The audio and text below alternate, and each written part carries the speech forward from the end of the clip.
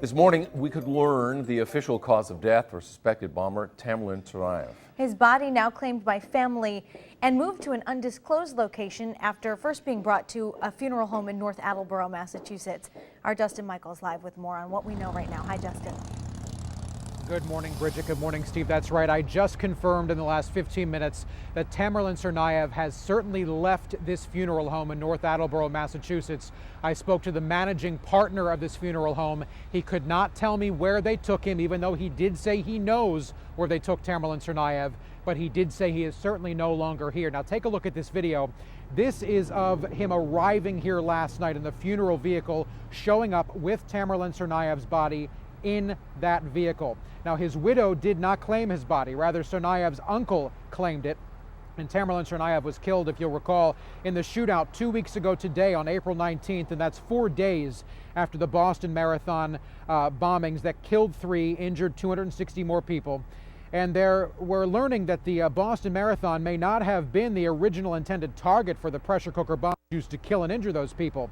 NBC News is reporting officials say Jahar Tsarnaev, the remaining suspected terrorist, said they were originally intending to set those bombs off on the 4th of July in Boston. Now, we know the bombs were actually built at Tamerlan Tsarnaev's house, and when that work was finished sooner than expected, Jahar now says he told agents they decided to stage the attack on Patriots Day because their bombs were done and they were going to do it at the end of the Boston Marathon. Now, again, just a few moments ago, I did speak with the managing partner of this funeral home who says the body of Tamerlan Tsarnaev is no longer here.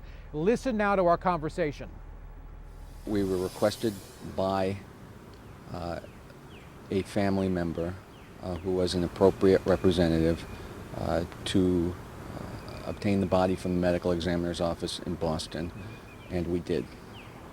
And we brought the body here, as we were requested to do, and then the body was, we transferred the body last night before midnight elsewhere, and that I'm not at liberty to say, but it was properly transferred elsewhere. The request to move the body, did that also come from the family? Yes. Did they give a reason why they wanted it to be moved?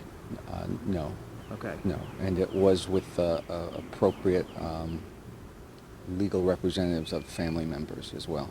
So as far as this funeral home's role in all this, it was just kind of a stop along the way as to where the body will eventually end up? You could say that. Okay. Yes, okay. You could say that. Okay.